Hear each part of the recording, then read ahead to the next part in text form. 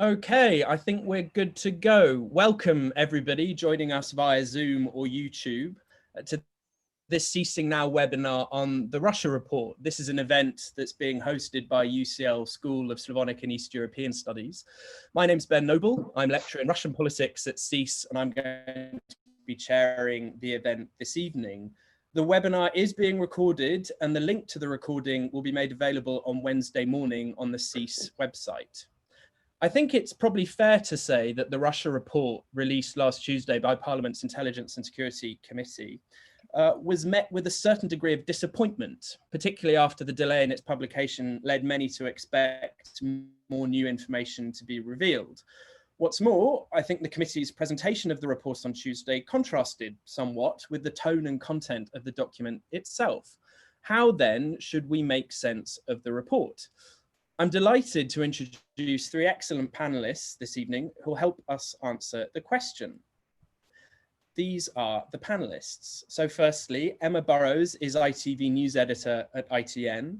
Before joining ITN, Emma was the Moscow correspondent for Deutsche Welle and works in CNN's Moscow bureau. The second panelist is Dr. Pete Duncan. He's Associate Professor of Russian Politics and Society at UCL SSEES. Pete's latest book, co-edited with Elizabeth Schimpfossel, is Socialism, Capitalism and Alternatives, Area Studies and Global Theories, which is published by UCL Press. The third panelist is Professor Mark Galiotti. Mark is an honorary professor at UCL SSEES, and his latest books include We Need to Talk About Putin and A Short History of Russia, which is scheduled for release in the UK in February 2021. Both books are published by Penguin. The panelists will have up to 10 minutes to present their thoughts on particular dimensions of the report before Q&A with our online audience. Emma will discuss the Russian response to the report, including how it plays into claims of Russophobia, as well as reflecting on Russian media coverage of events like this in general. Pete will then discuss the aims of Russian intervention, going back to the referendum, the 2016 US presidential election, and the UK 2019 general election. Mark will then discuss what the committee identifies as the way forward, and also what the report does not address. You should have already received a link with information on how to submit a question. Don't worry if you haven't, this is what you need to do. So navigate to this particular address, www.sli.do. Slido is the website we're going to be using. And when you navigate there, you should see a screen like this. You should then see a box, which is currently circled in red, and you need to enter the code 28577. You'll then get to a page where you can submit a new question or upvote an existing question, an answer to which you would like to get from the panel. These questions will be moderated by Claudia Rowland, who's the administrator for this event, and I will select questions to pose to panelists. The event's going to run until 7:30. So without further ado, I'll hand the floor over to the panelists who will speak in the order that I presented them. So Emma, over to you. I would say, first of all, that your comment that the report was a bit of a disappointment, I think that was also reflected in Russia. You know, the Russian Foreign Ministry came out at first and they described the allegations contained in the report as Russophobia. You know, the suggestion that the UK is motivated by an inherent hatred of Russia is not new. It's a well-worn line used by senior officials in the Kremlin and in the Foreign Ministry to bat away multiple allegations of Russian wrongdoing. And I think in this case, Russia took aim at the breadth of the report, which ranged from financial influence to disinformation to cybercrime and spying, and it was also relatively short. On the one hand, though, while it was dismissed, I think at the same time it will have elicited a certain amount of satisfaction in the sense that it effectively projected the Kremlin's reach into the heart of Westminster. Now, you know, the way that the Russians responded and the Russian government responded to the report was to use techniques, I think, that we have seen before. But this time, I do feel the response was more apathetic, not only from officials and state media, but also ordinary Russians. You know, I was in Russia when the accusations were traded between Russia and the West on a daily basis, and particularly between Russia and the United States. And when I was there, I covered for several years the allegations of Russia hacking the Democrats in the US in the aftermath of the Skripal poisoning, and did things like rummage through the bins at the troll factory, it's so called, in St. Petersburg, and trying to track down the oligarch Oleg Deripaska in Vietnam and the former ambassador to the United States in a small provincial Russian town to ask about alleged back-channel contacts with the Trump campaign. And the response to all of these allegations, which swirled for years, has been a denial, and they have been dismissed as groundless, as nonsense, or a phrase also which is used by President Trump as a witch hunt. And state involvement has also always been dismissed. And I feel that the words and the technique used last week to respond to the Intelligence and Security Committee report were very, very similar to those previous denials. It was Russophobia. And when I asked Maria Zakharova, the foreign ministry spokeswoman, last week, actually, for further comment on the report, she told me that she wasn't going to say anything because it was empty. At the embassy, when we went to interview the ambassador here in London, he played it down and he said to the Russians it didn't contain any facts which might be of interest. And he said it was much ado about nothing, to quote Shakespeare. You know, if you watch the coverage of the report on state television, it very much played into the idea in this narrative that Russia is the international whipping boy and is an easy target. And state television accused British officials of proceeding from the premise that there should be Russian meddling, but they said they couldn't provide any proof or evidence for it. And I think this is one of the techniques Russia frequently uses to rebut any allegations made against it. You know, if you look at the criticism leveled by Russian officials at the UK or the US when accused, for example, of, like last week, interfering in other countries' internal processes, or even in the aftermath of murder, the denial often seeks to amplify what the Russians see as uncertainty or lack of evidence in the accuser's allegation. And I think this is something, again, that Maria Zakharova and the Foreign Ministry reflected a few weeks ago when she responded to the Foreign Secretary Dominic Raab's accusation that it's almost certain that Russia tried to interfere in the UK election last year by illicitly acquiring documents, you know, the secondary infection leak, which Jeremy Corbyn referenced, which had, you know, US-UK trade negotiations in them. Maria Zakharova criticized Dominic Raab, and she referred back actually to the poisoning of Sergei and Yulia Skripal when Theresa May said it was highly likely that Russia was behind the attack. You know, this latest allegation, Zakharova said, was basically from the same mold. The British government had simply switched highly likely for almost certainly, but they hadn't produced any concrete evidence. And so she batted away the allegation easily.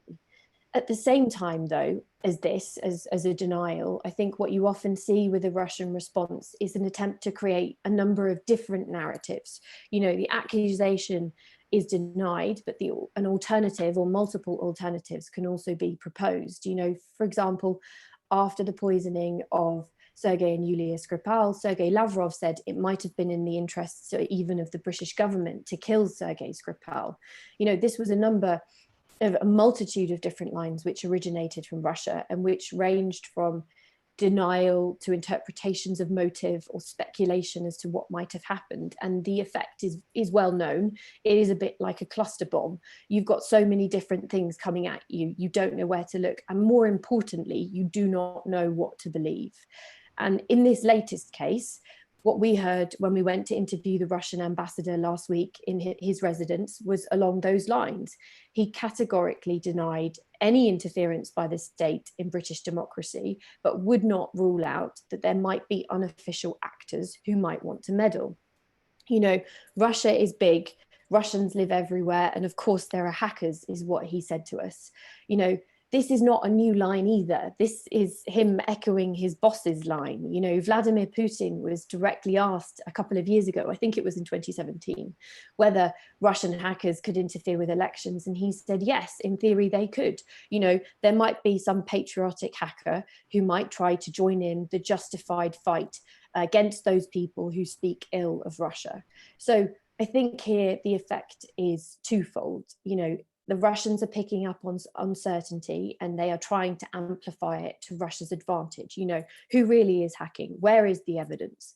But also, and this is very important, I think, it creates the impression of a country with a reach that extends far beyond Russia's borders. You know, the Intelligence and Security Committee report said the Russian government is an accomplished adversary with well-resourced and world-class offensive and defensive intelligence capabilities. This report very broadly characterized Russia as a serious foe with a great power and ability to affect outcomes in other countries. And I think this is an idea which is incredibly appealing to the Kremlin, and it is one which is often picked up on state television. You know, I remember being in the room when Trump and Putin met in Helsinki, and it was an astonishing meeting for several reasons. Firstly, that it happened at all after the allegations that had been traded between the two countries for, you know, at least a year at that point. And secondly, because Trump appeared to believe Putin over his own intelligence agencies. And afterwards, you know, the room was abuzz with people, you know, commenting on what they'd heard. And I distinctly remember people referencing the fact that Putin apparently tried to help Trump by saying that there were actually still some areas that they disagreed on. And later, back in Moscow, after the meeting, state TV reporters joked that Russia's reach was so great that Trump smelled like an agent of the Kremlin. And I think that these things, the conclusions contained in the Intelligence and Security Committee report, and the idea that Russia helped the US president get elected, satisfy a sense of self-belief and self-pride in Russia's position and role in the world. Never mind the fact that they are grappling with the economic fallout from coronavirus, the fact that the oil price dropped, which means they have difficulties balancing their budget, the fact that they've postponed a national billion-dollar investment plan. You know, domestically, I think the Kremlin profits a lot from the idea that Russia is able to sow discord abroad. And the idea that Russia has the ability to get the US president elected is a very powerful one, both in America and in Russia, even if it's not true.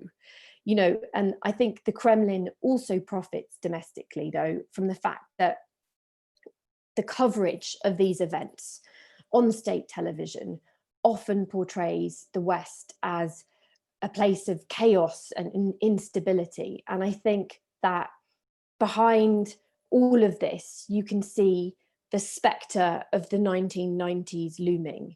You know, by highlighting the perceived chaos in the West, it is a chance to remind people why they are better off with Vladimir Putin, who offers them stability.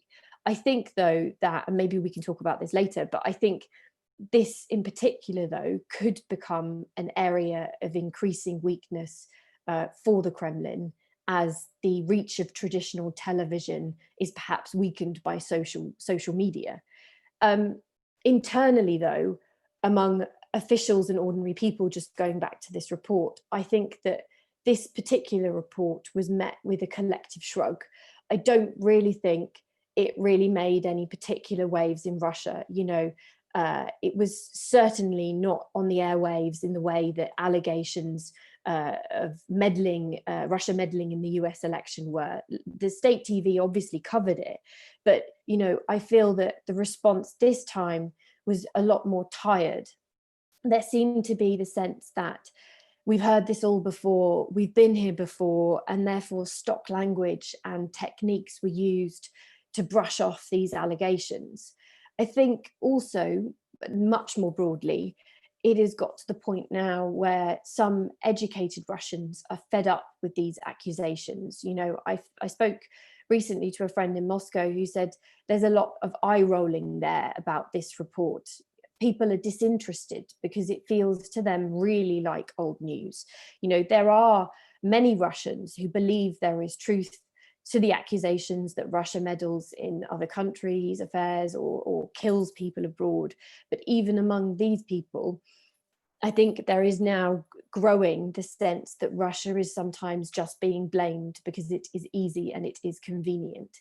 And these are the same people who, at the same time, are still frustrated at the fact that Vladimir Putin could be in power until 2036, at the country's handling of the coronavirus pandemic, at the sort of like poor economic future they're looking at. And they are genuinely concerned about what reports like this and allegations like this mean for Russia's relationship with the West. I think, though, the likelihood is that with the prospect now of Putin in power until potentially the middle of the next decade, this is a relationship which does not look like at this point in time will change significantly for the better in the short to medium term.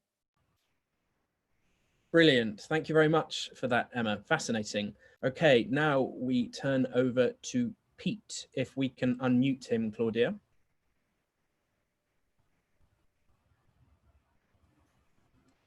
Over Hello. to you.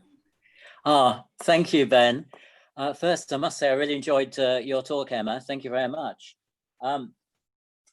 Thanks. The report is called Russia, but it's really more about Britain than it's about Russia.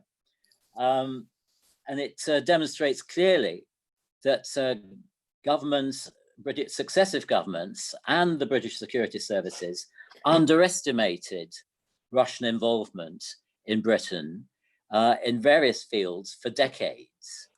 And the results of this neglect of of Russia's interventions inside Britain were, first of all, the murder of Alexander Litvinenko in 2006, and then the failure to react adequately to that contributed to the feeling of impunity that the Russian security agencies had, and that they could go and try to poison the Skripals 12 years later in 2018.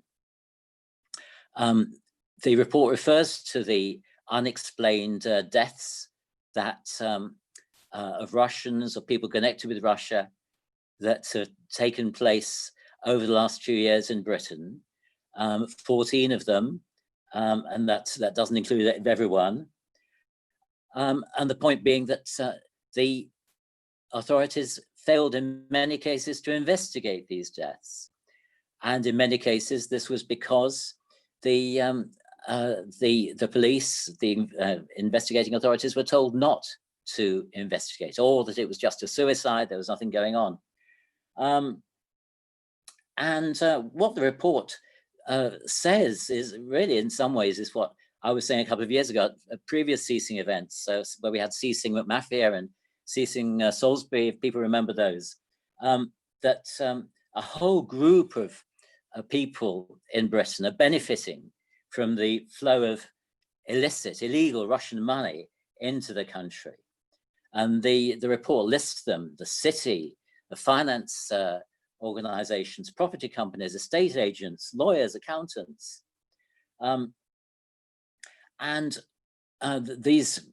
These organizations, groups, individuals have got a vested interest in not letting investigations into Russia take place. And the committee says that this lobby group are de facto agents of the Russian state. And it refers to the London laundrette, meaning how the City of London has become the money laundering center for the Putin regime and its friends. What the report doesn't say, because it was ready in October 2019, which is now 9 months ago now, is what the present government's attitude over the last 9 months has been on Russia. And I would characterize Boris Johnson's government's attitude to national security as one of contempt. We already saw the appointment of David Frost as the National Security Advisor. Somebody who has no expertise on national security, as Theresa May, the last Prime Minister, pointed out in the House of Commons. And then the idea of putting Grayling in charge of the Intelligence and Security Committee. That Grayling, while he's known for his loyalty, that's why he keeps getting new jobs, even though he fails at all the jobs he's given. But the one thing he is good at is loyalty. He doesn't criticize his masters. And so clearly what Boris Johnson wanted was to have a committee that would let the security services become Johnson's playthings. And if he didn't want the security services to investigate his Russian friends, then they wouldn't. And it's significant that Boris Johnson had to change the entire Conservative membership, all 5 members of the Intelligence and Security Committee, to get 5 people who he thought would vote for grayling. But I'm not going to talk about Britain today. I'm going to talk about Russia, as Ben says, on Russia's aims in the intervention in various elections, and specifically what the aims of the Putin regime in Britain are today. And I would put 3 main aims. First of all, to keep the London laundrette open and working. In other words, the Putin regime and its cronies have always been linked with organized crime right from the time that Putin was in power in the mayor's office as deputy mayor in St. Petersburg in the early 1990s. And London has been the place through which much of their wealth has been safeguarded, exported, kept safe and abroad. And Putin's oligarch friends, or all of them, wish to keep this going. So that clearly doesn't mean they want to close down Britain. Rather, they want to keep those parts of Britain that they like functioning well. Secondly, they want the freedom to control or eliminate opponents of Putin who are working active in Britain, possibly also commercial rivals to the Putin regime, rivals who might be based in Britain. This doesn't mean they were going to kill every Russian who's opposed to them. It's very clear that Mikhail Khodorkovsky, for example, has been able to carry on with his political activity. He hasn't been harmed since he left Russia. But what they want to do is the freedom. What the regime wants is the freedom for its agents to act in Britain without being challenged. And the third set of things that the regime wants, insofar as Britain is concerned, is related to the much wider international political needs of the Putin regime. They want to weaken Britain, and they want to weaken Britain's alliances. And the report refers briefly to the Scottish referendum in 2014, the independence referendum. Russia clearly supported the independence of Scotland. And rather blatantly, Alex Salmond, who was the Prime Minister of Scotland, the First Minister, I should say, of Scotland, and the leader of the Scottish National Party, was given a sinecure position on RT, a show to broadcast on, clearly a way of financing him. That's continued since after the referendum. But obviously Scottish independence would do more than anything else internally in Britain, more so than Northern Irish independence, to weaken the British state, weaken the British economy, and weaken Britain's international position.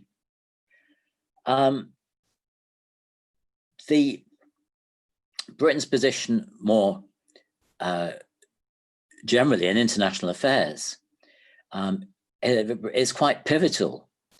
Britain, while it was a member of the European Union, was the major link between the United States on the one hand and the European Union countries on the other.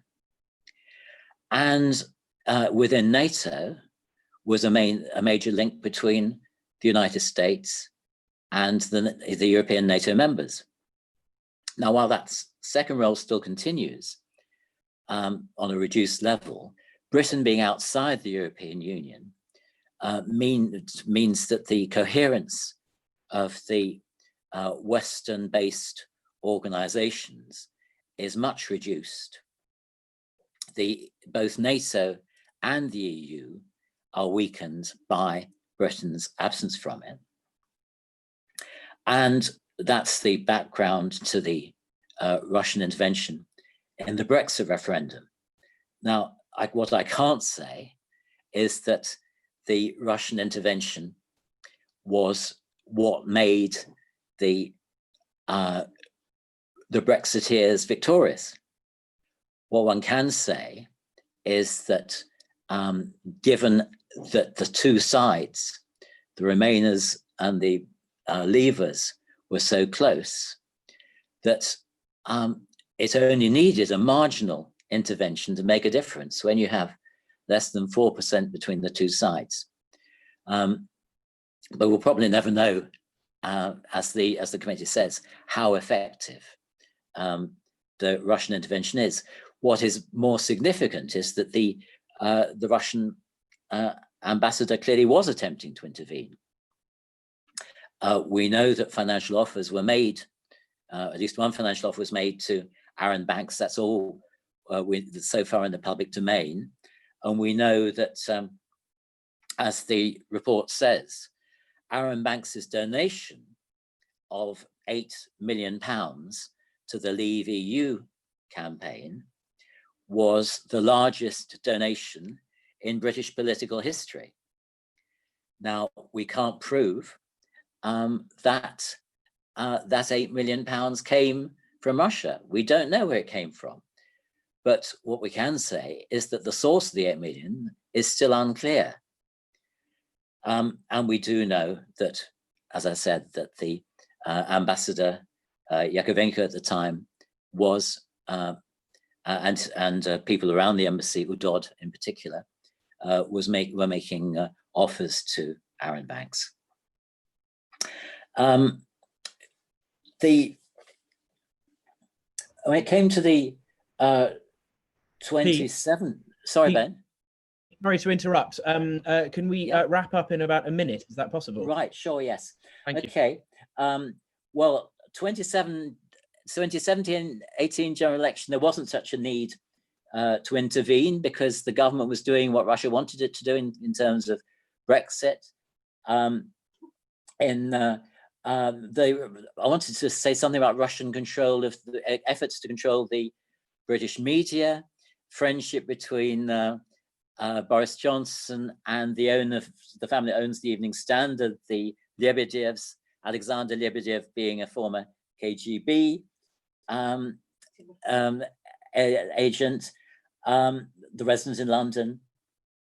I haven't got time to talk about, but we can talk about later on if there's time. The Trump the support for Trump, the support for Le Pen in France, for Alternative for Deutschland in Germany, all of which are intended to weaken NATO and the European Union. The main aim of all this is to reduce the sanctions. Emma spoke very well about the stagnation in the economy. I'd just like, in my final point, Ben, to mention the protest in Khabarovsk, where tens of thousands of people have turned out for 3 weeks running. Why? Because they're allowed to. I'm not saying that Khabarovsk is typical of Russia, but if protests were now allowed in Moscow against Putin, we'd see a lot more protests, a lot more instability. And the regime knows that. And it needs to get the economy back going, and it needs to have the sanctions removed. And that's why it has to intervene in the West. Thank you. Thank you very much for that, Pete. Okay, and now over to you, Mark. Thanks very much, Ben. Okay, I'm talking a little bit more about the actual report itself. And to start with the fact that one of the reasons why there was this disappointment that we've heard about is precisely because this is a very Whitehall report. It's very much people from within the power system talking to other people within the power system.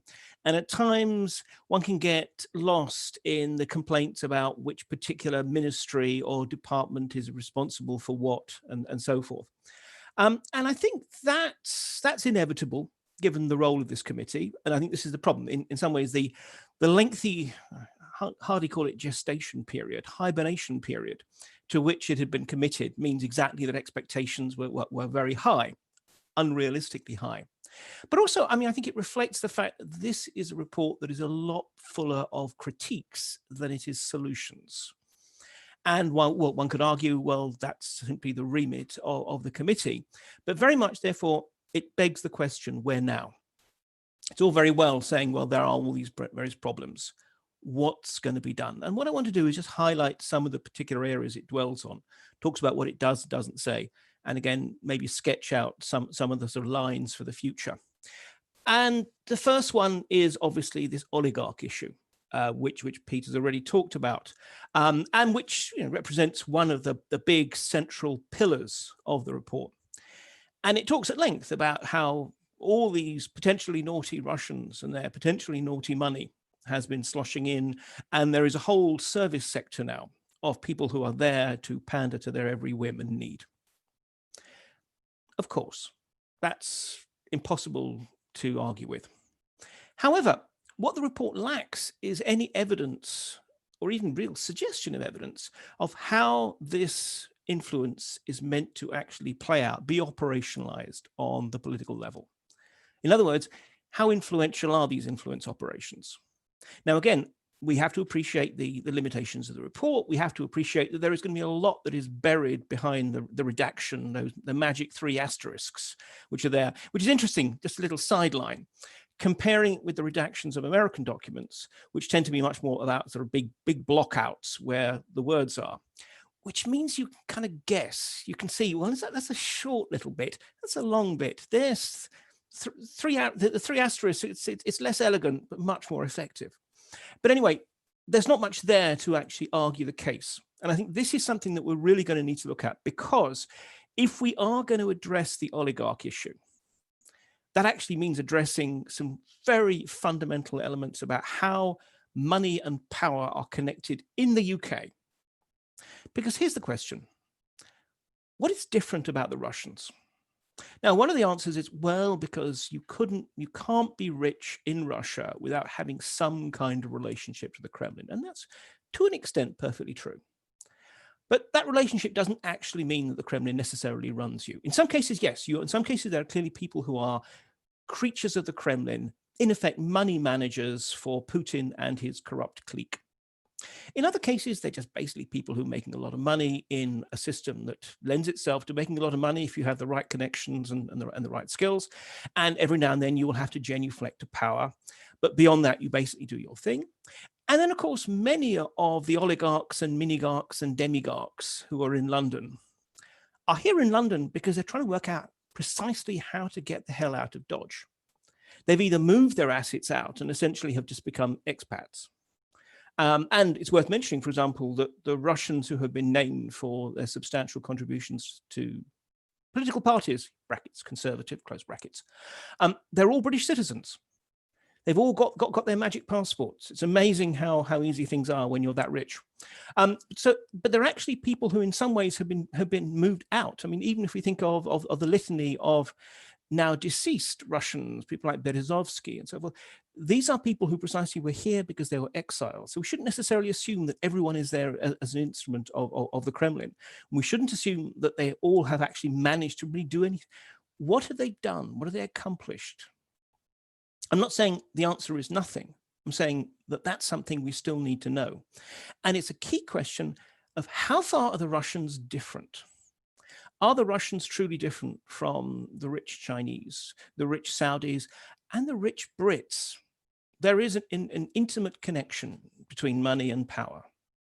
Money buys you a voice. Money buys you leverage. Money buys you access. If we're really serious about tackling this, we have to decide, are we actually going to try and tackle that? Because let's be honest, London is not just the main money laundry for the Russians, as Pete mentioned.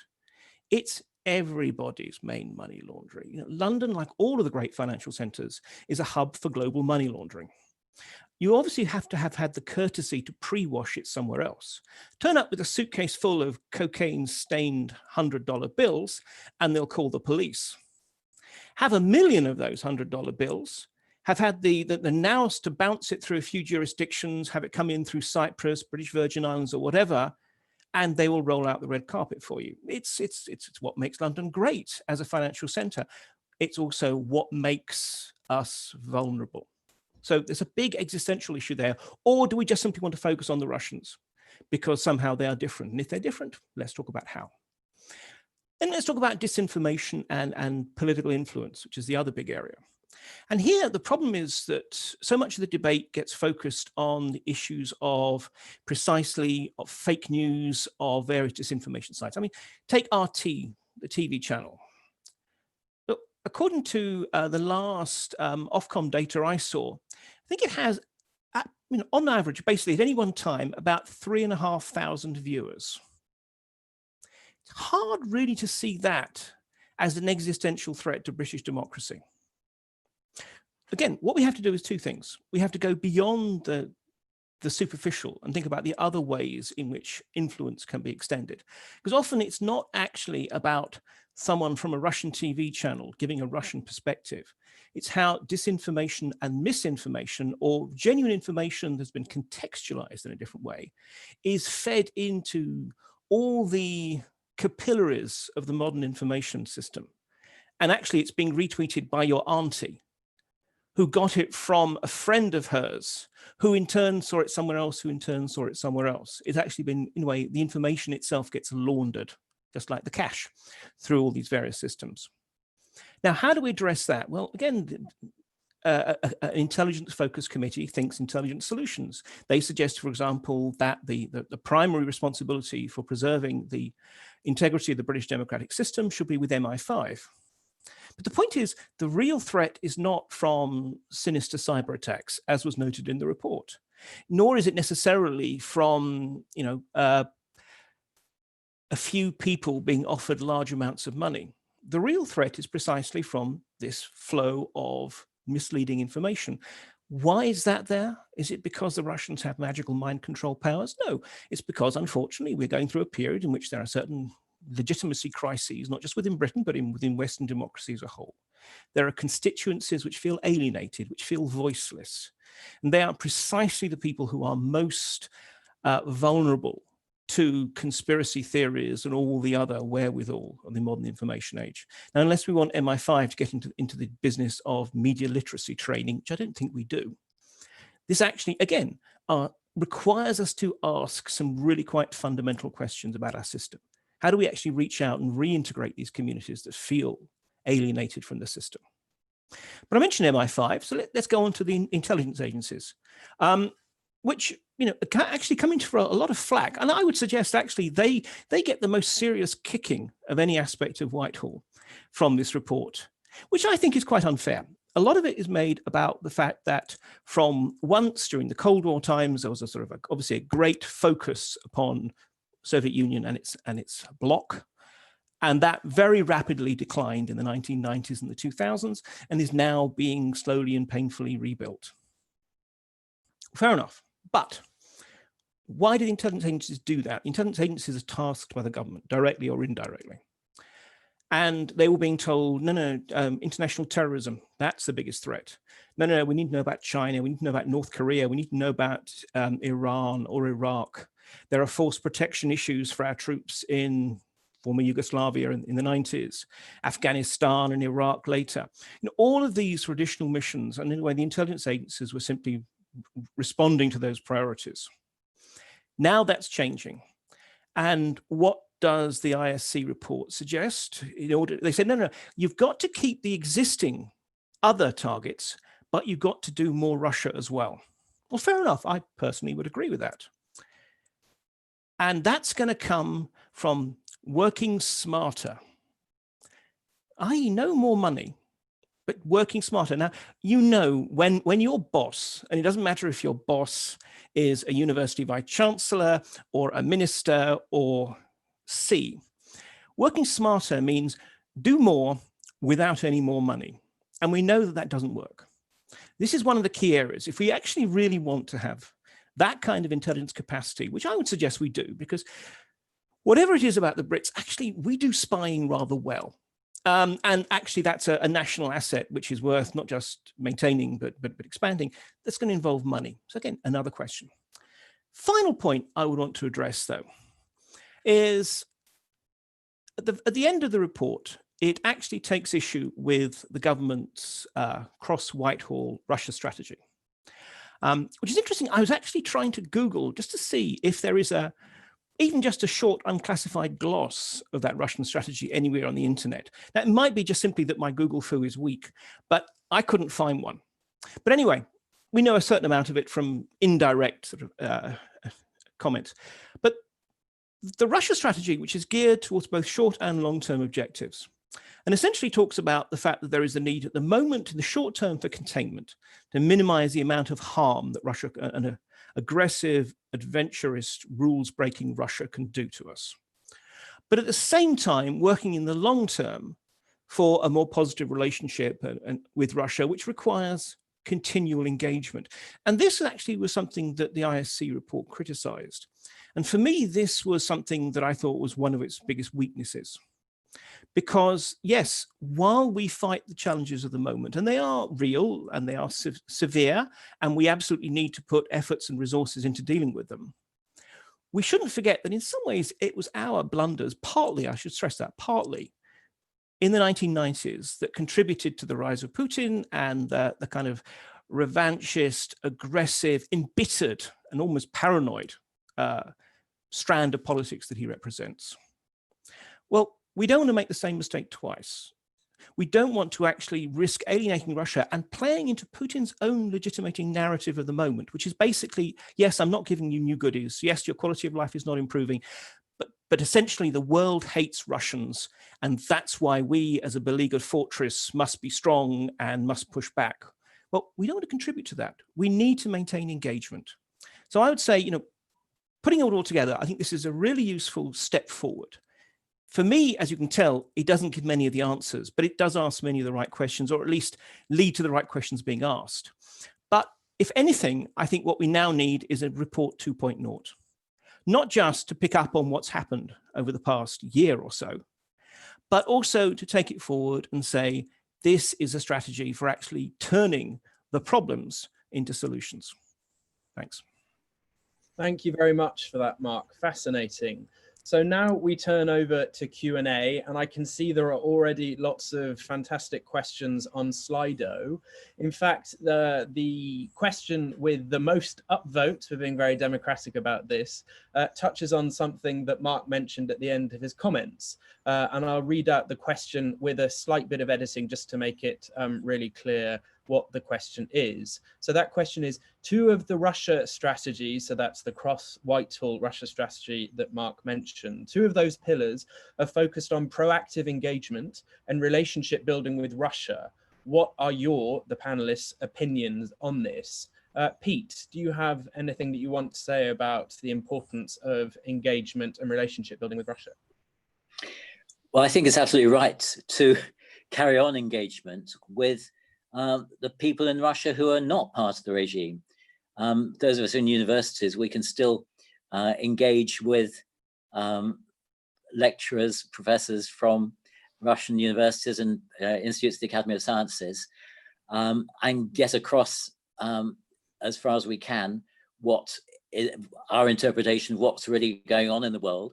And at the moment, I have to say that over the last 5 years or so, I would say people that I know on the surface have many of them fallen into line with the Putin regime.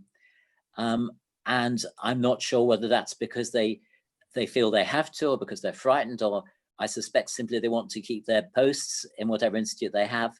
They see no alternative except to conform. But even so, I found that by going along to addressing meetings, one might affect some of the younger people there. So even this sort of leveling of engagement with the people, and absolutely making it clear while one is inside Russia, how one criticizes the regime in a tactful sort of way. I mean, one wouldn't go, I think, into a Russian organization and say that Putin's a crook who's stolen billions of dollars from Russia, even though that's clearly the case. But one has to be more subtle than that. Thank you very much. Emma, if I might ask you a slight modification of that question, to what extent, speaking as a journalist, do you think this report might affect your relationship with Russian journalists on the one hand, but also your ability to speak to the types of people that you mentioned in your opening 10-minute remarks? I think this particular report fundamentally won't make any impact at all for the reasons that I detailed, in the sense that I think it went down with a bit of a meh, so what. I think, though, more broadly, like in terms of working in Russia as a journalist, it is quite difficult to work there as a foreign journalist anyway.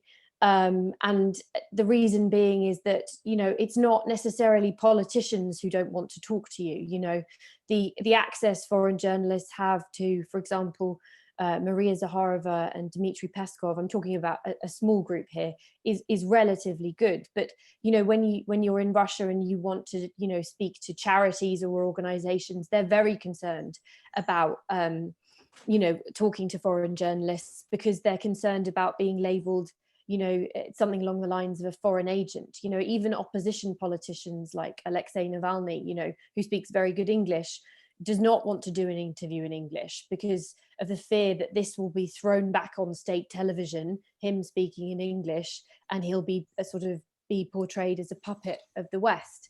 But going back to the original question, I would completely agree with Mark's closing comments, in the sense that I also really believe that this idea that, you know, if you ignore Russia, it then battens down its hatches and becomes a fortress, is one which very much plays into the hands of the Kremlin. And I think that it's very difficult, because the conclusion of the report suggested, you know, we don't want to undo the good work done with Russia in the aftermath of the Skripal poisoning.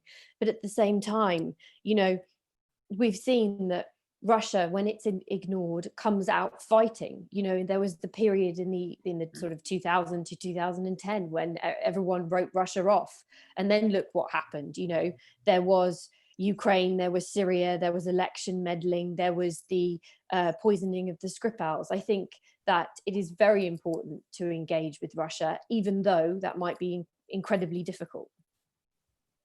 Great. Can I just follow on from that? Oh, sure, please do.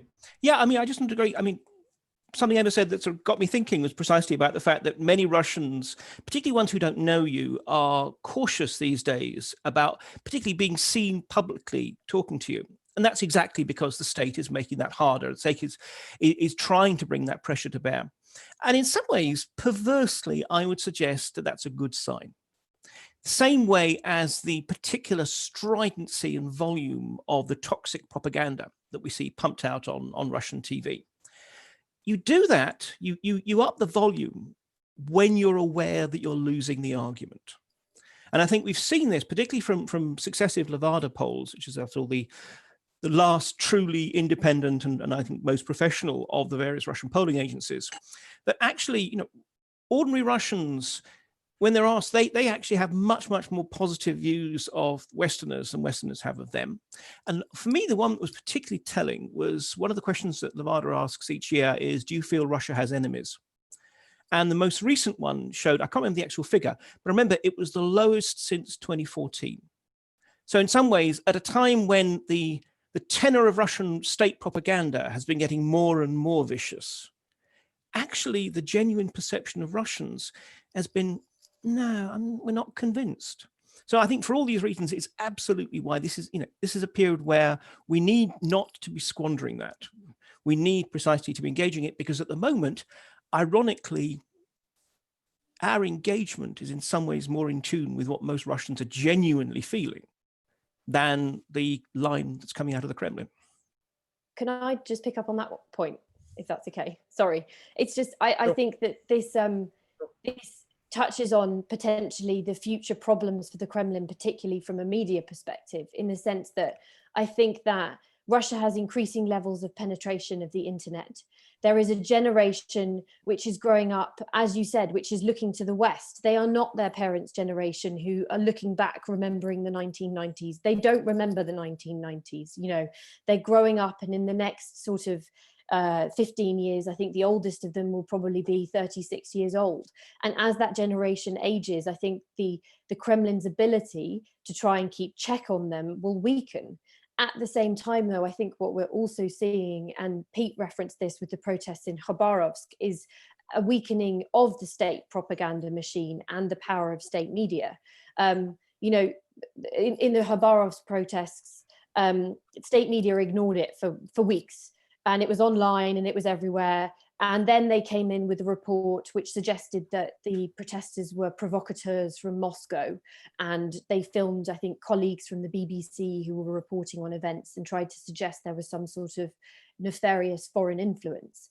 And the thing is that this doesn't work so well anymore now. You know, there is social media. People can see who's attending these protests. And I think that while the Kremlin's grip on the media might still be quite strong, I think the impact of that media in Russia is weakening. And I think when you combine this with the people that Mark was talking about, ordinary Russians who are looking to the West, who don't see the West as a particular enemy, I think that the Kremlin in the next 16 years, potentially with Putin in power, will have that as a particular challenge to deal with.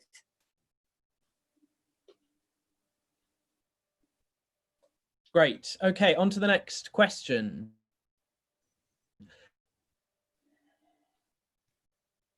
So little, why, in your view, the panel, was its release delayed for so long? And I'll leave that open to whoever wants to take that on. And I'm just going to ask you to repeat that. We lost you for a moment in the middle there.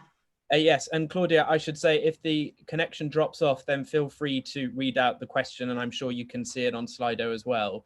So I'll say it again. Given that the ISC report contains so little new information, why, in your view, was its release delayed for so long?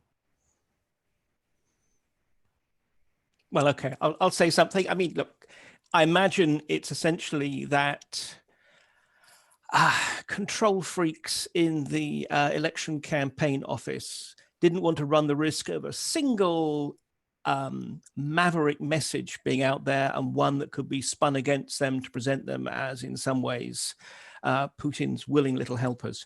But what do I know? I'm sure, being unduly cynical. May I come in? Please do, Pete. After Mark, I mean that it seems to me that the report is stronger than that. I mean, if you look at the press statement, which is based on the report, they do say quite clearly that under the governments, and the time frame is the last 10 years when they've been Conservative prime ministers, in this period, there has been a tension between the prosperity agenda, as they call it, and the security agenda. And the implication is clear. It's not spelled out in the report because the report is a cross-party body. Sorry, the committee was a cross-party body, but a majority of Conservative MPs. But they make it clear that it's the influence of these, what they call the de facto agents of the state, that have meant that the prosperity agenda, in other words, doing business with Russians, with wealthy Russians, is more important than the security agenda. In other words, preventing Russia becoming too influential inside Britain. And given the fact that the Conservative Party always likes to present itself as the party of security, the claim in the report, which is a totally justified claim, that the governments have been sacrificing security, will be very damaging to the Conservative Party during an election.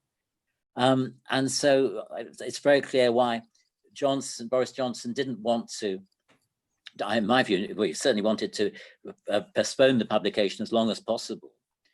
And I think by putting Grayling in charge of the committee, he really wanted to bury the report entirely. He wanted the majority of 5 out of the 9 on the committee to say, no, this report doesn't need publishing, it's out of date now, it doesn't have anything new, or alternative to say, well, it's really not in the interest of national security to publish it.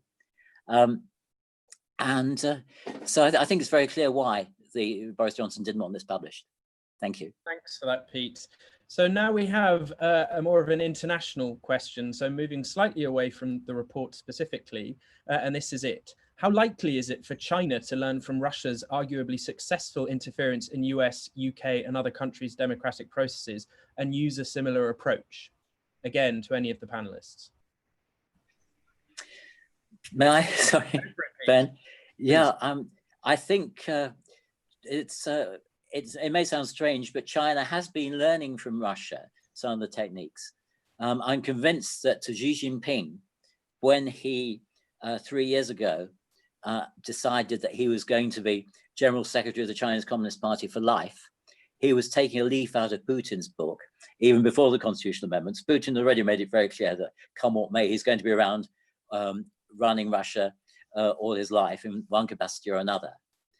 And we know that there's cooperation between the different agencies of Russia and China. There's cooperation through the Shanghai Cooperation Organization in particular, but there's also bilateral cooperation. What is clear is how China is already doing the same sort of things that Russia has been doing for a longer time, in terms of Russia making sure that Russian companies have members of the House of Lords on their boards, which means that there's a lobby within the House of Lords for Russian interests.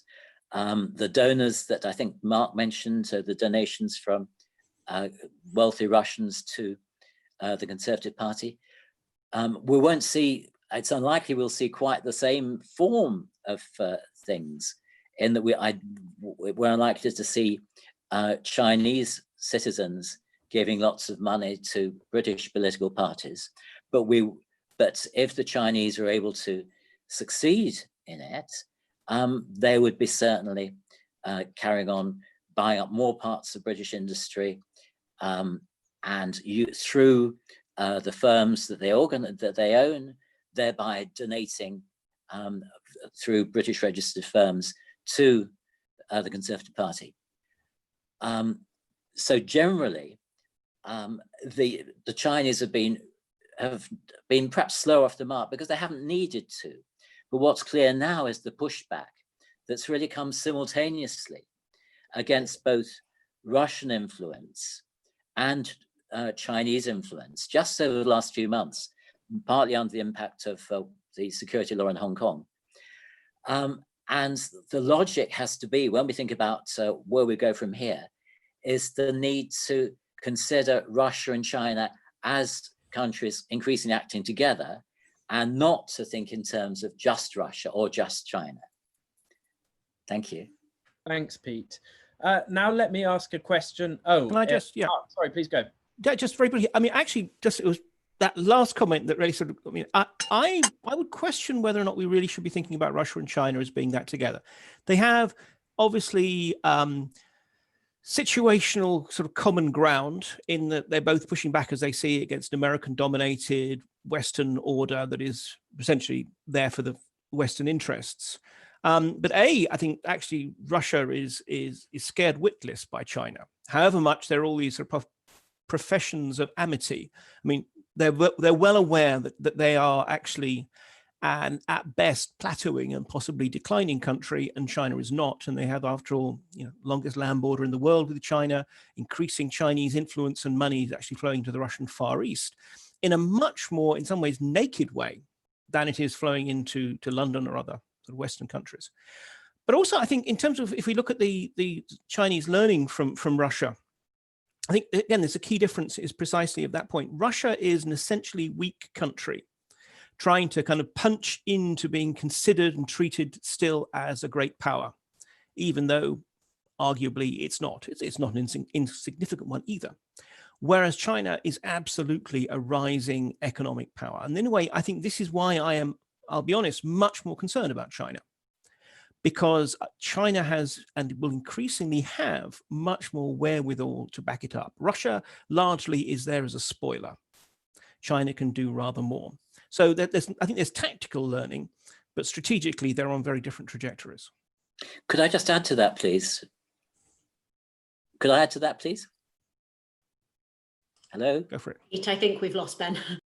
Sorry. Go for it, Pete. I might be. Thank you. Well, sorry, I'm just like to add. I mean, I totally agree with Mark that China is a much bigger threat in the longer term than Russia is. But while the Putin regime exists, even if Putin is scared of China, the point is that Putin believes that Western regimes, America, Britain, are trying to overthrow him, but he knows that the Chinese regime is not trying to overthrow him, and that he can rely on China not to do anything to destabilize him, so long as he is not critical of what China does. And that's why, so long as the Putin regime is there, the Russo-Chinese relationship is going to be strong. Thank you. Can I say something just very quickly? Like, this is something basically that the Americans this week have sort of tried to identify, in the sense that, you know, Pompeo said in his speech that it would be good if Russia joined an alliance with the US against China. And, you know, I agree with Pete in the sense that I don't think Putin is going to do that. You know, Maria Zakharova came out and said that, no, we're good allies with China. But at the same time, like, I do think the relationship with China is one which is very forced. There is, as Mark said, this great sense that Russia is a great producer of energy and resources, and it has land. And there's this sense that over the border, they're eyeing it up, trying to see where they can come and grab it. And so I think this sort of China, Russia, America relationship will be quite interesting, and is potentially one which, in a back channel kind of way, you could see potentially some movement in diplomatic channels, reaching out from America, you know, and the UK towards Russia on China. Thanks, Emma. Now I'm going to ask two questions that are related to each other. The first is, how much does the report play to some form of exoticization of Russia and Putin?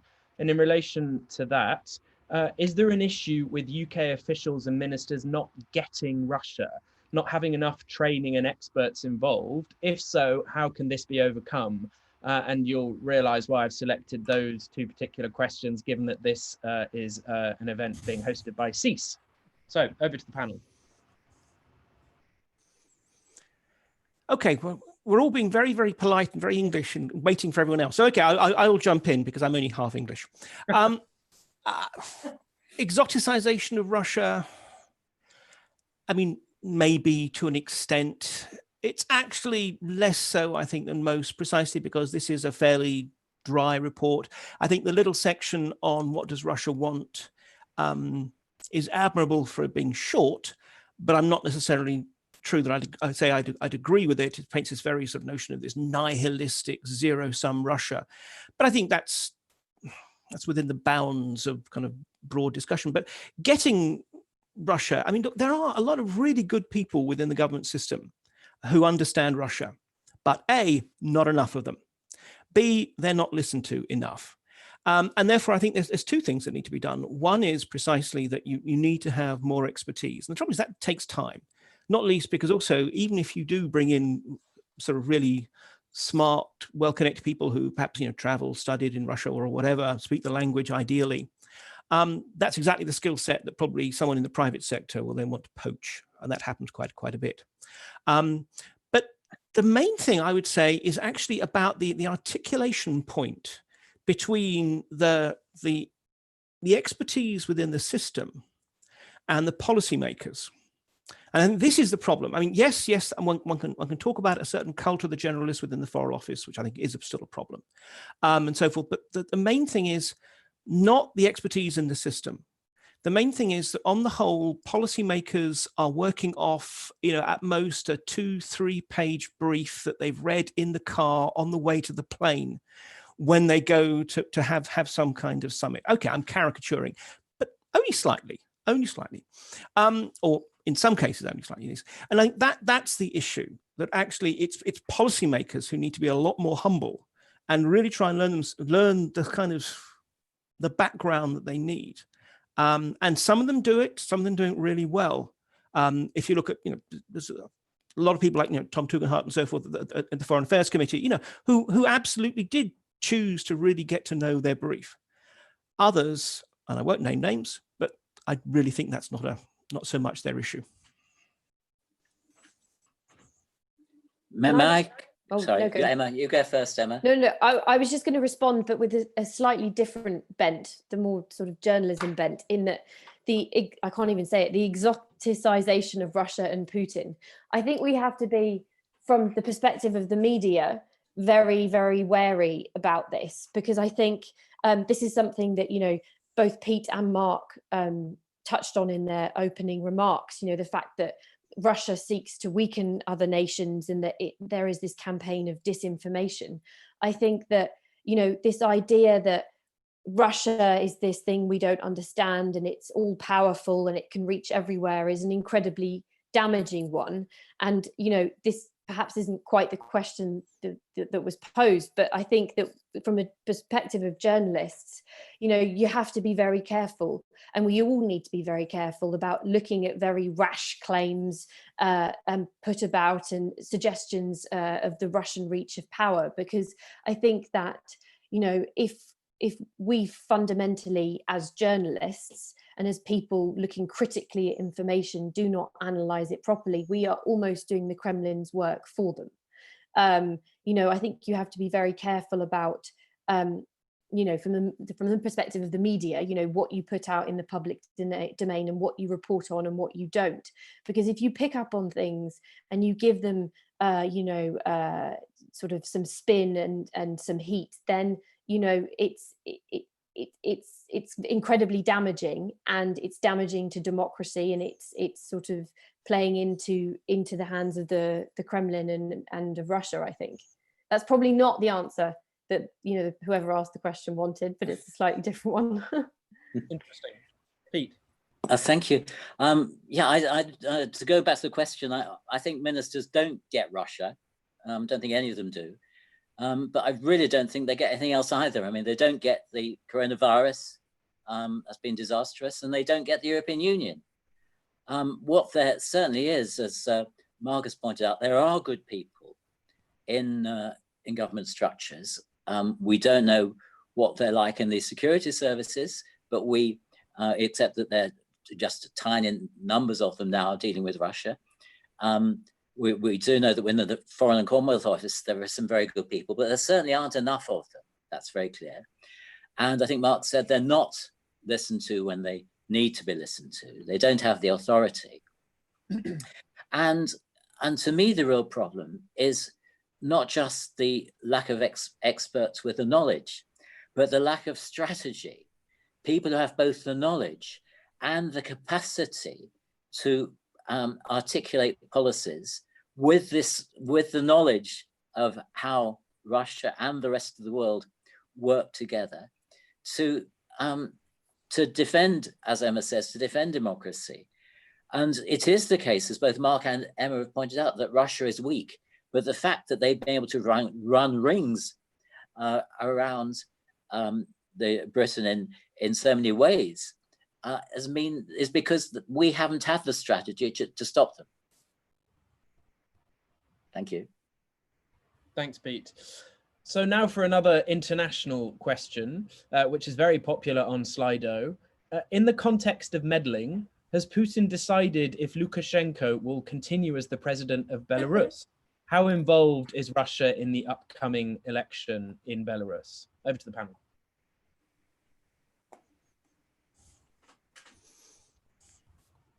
Come on, someone say something. Okay, I can say something very brief in the sense that I don't know, but I think that Putin has decided that a weak Lukashenko is a better bet than anyone else. it's a situation that we've seen, you know, previously in Ukraine, you know, a weak eastern Ukraine, which is neither sort of Ukraine nor Russia, benefits Russia enormously, because that part of Ukraine can exercise a veto over any sort of joining, you know, of a, you know, NATO or a Western sort of group. I think the same thing is the case in Belarus. I think it serves Putin very well to have weak nations surrounding Russia, where he has strong links. And in this case, it's to do with energy. You know, Belarus gets a lot of its energy from Russia, and where Putin can pull strings. You know, Belarus is a very weak country. It's much weaker than Russia. It doesn't have the defense industry, it doesn't have the power, it doesn't have the infrastructure. It's had an even worse response to coronavirus, and I think therefore it serves Putin, you know, to have Lukashenko in power, you know, for as many years as possible to come. I think that's right, but what Putin doesn't have an alternative candidate who can replace Lukashenko, but after Lukashenko fiddles the figures and gets re-elected, and after that there'll be quite a lot of protests inside Belarus, and probably quite a lot of violence, because the feeling in Belarus against Lukashenko is bigger now, I think, than it has been for more than a decade against Lukashenko. That the violence that Lukashenko uses, Putin will support, and what Putin fears above all in Belarus is a colored revolution, another orange revolution, as in Ukraine, for example, or the Maidan, and so he will, if necessary, give whatever support Lukashenko needs, whether that includes actually military support. I find it hard to envisage Russian troops going into Minsk to shoot people, but I don't think that would be necessary anyway. But if Lukashenko were to be overthrown by a popular revolt, that would really shake up Putin. Thank you.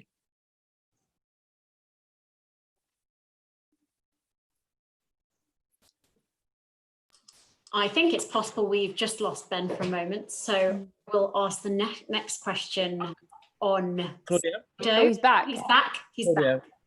Yes, apologies to everybody for my poor internet connection. Yes, I suppose that's all I can say. So this is the next question, and I think it's probably best directed at Mark. What steps should be taken to improve the coordination of the UK security services to combat Russian interference effectively? So going back to your topic of where next, what next? Well, in terms of coordination, again, I think the burden, the focus should not be with the spooks. Their role is essentially to be gathering information, actionable intelligence, which can then support policy. And I'm actually very leery of anything that would make them more autonomous and more to having a sort of a more positive policy role. I think actually it works very well as is. So in some ways, I think it's more, what can they do and how can their tasking be best? I don't want to get too much into the arcane elements of intelligence tasking, but what we really need is, and this goes back to an earlier point, is in terms of strategy. There is this strategy. It is there somewhere. It is based within the Foreign Office. It's, as I said, it's a cross-Whitehall body that is based on, so it's got representatives from a whole variety of different departments and ministries. I'm not necessarily sure that is yet a sufficiently powerful body.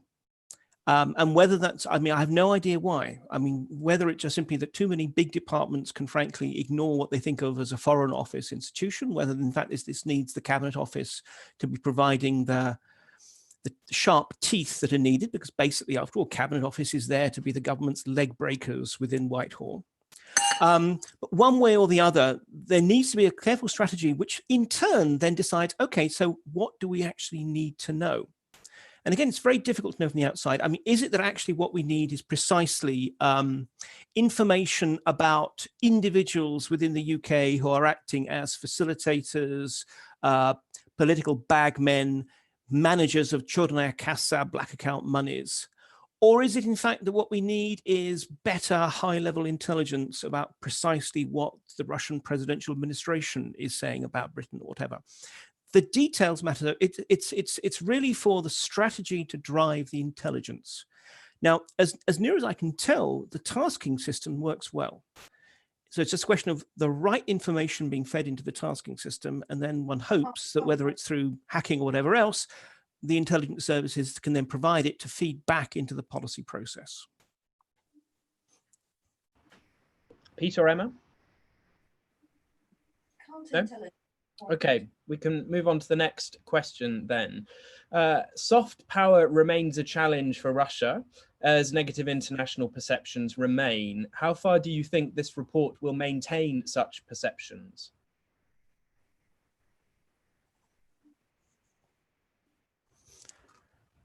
Pete? Well, soft power has always been a problem for Russia, as the question says. I mean, it's very hard to project a good image if you are a corrupt authoritarian state carrying out murders in different countries around the world. I don't quite see how the report really changes that. The report doesn't have revelations in the published part of it that we didn't know before. Rather, it brings lots of things together and makes a case about Britain and the British government and British intelligence services. So I don't really think it makes a difference to Russia's soft power. Thank you. I would agree with Pete. I don't think it makes any difference at all. I think it plays into this idea in Russia that they're under attack, and it sort of catalogue the particular allegations which have been made against Russia in this country. I don't think it's changed in any way the way Russia is perceived on the international stage. If I can just make one brief point, actually spinning off something that Emma said earlier, actually. I mean, I absolutely agree with what was being said about soft power. And Russia every now and then tries it, World Cup, Sochi, From Russia with Love, coronavirus assistance, and it never really takes for long, because you have to do that in a sustained way. You can't sort of do that today and then go and murder someone tomorrow and say, yeah, but, we're still ahead on points. But instead, again, this is the thing that Emma was saying about, in some ways, perversely, the Kremlin, at least, actually relishes this image of itself. I mean, I've been playing with this idea of dark power as a sort of, mirror image of soft power. Soft power is about example, and people want to do things for your country because they like your country. They want to be like it. Whereas dark power is, if you've more or less written off the idea of making friends, if you've decided that everyone thinks that we are a bully, well, in that case, you want to be the biggest, baddest bully in the playground. You want to be regarded as the worse, the better. Absolutely, yeah. So the sort of person who is so feared that when you go up to someone for their lunch money, no one's going to think about refusing. So I mean, I think there is a perverse way, absolutely, and I think in the long term it's truly destructive for Russia. But for the moment, that in the way the Kremlin has decided that it's in our interests to be seen as aggressive, adventurous, risk-taking, we don't care, the Millwall School of Foreign Policy. Everyone hates us and we don't care. And we saw that, for example, with the Skripal assassination. I mean, if you just want to kill, or attempted assassination, if you just want to kill someone, there are lots of easier, cheaper, more subtle ways of doing it. You use Novichok because you want to be able to deny it, but with a little knowing wink that says, but it was us, really. So I think this is the kind of soft power that really the Kremlin is trying to accrue. Great. Another question. Do you think that some Western countries will want to learn any lessons from this report?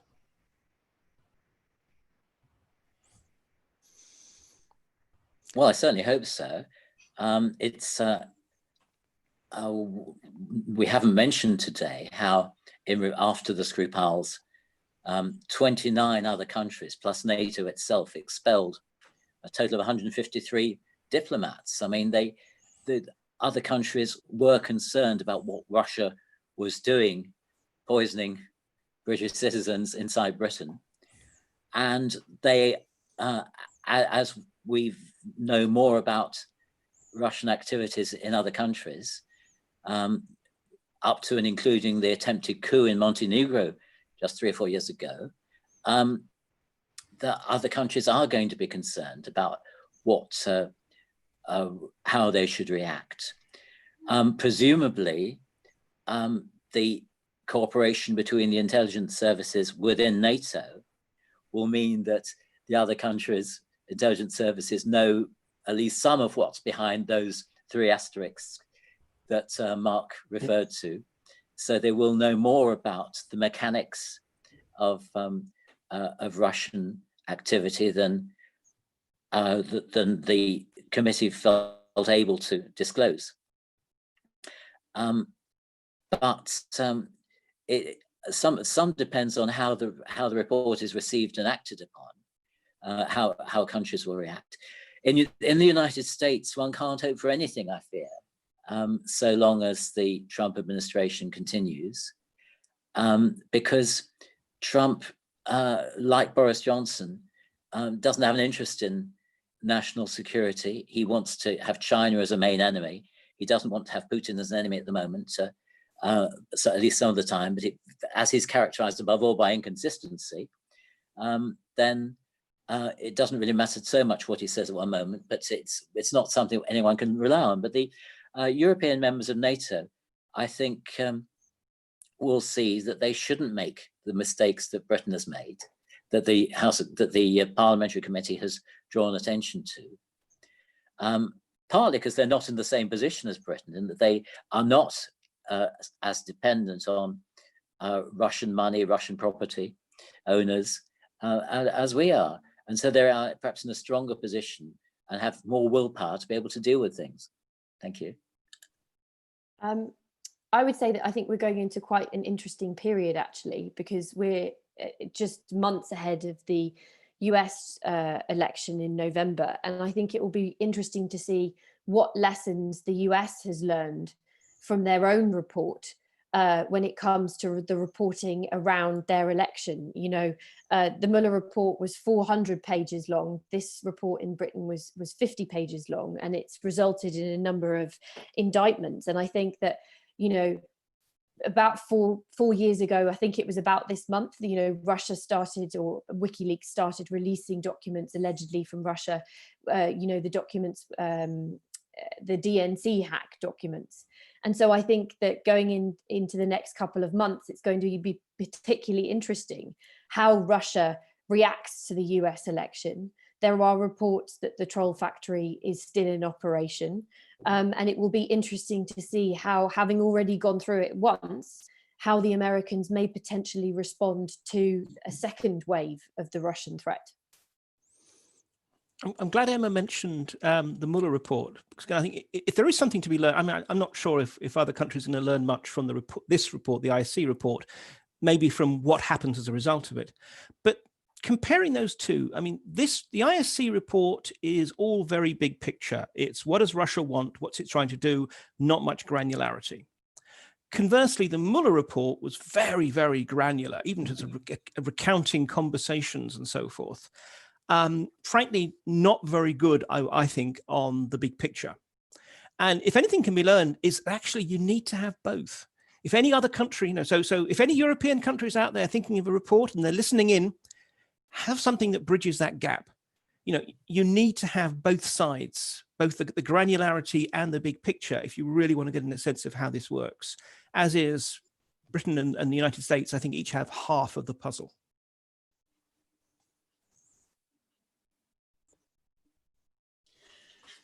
Oh, while Ben collecting his thoughts, I'll just say that we've only got 5 minutes left. So anyone has any final burning questions, please do pop them in Slido.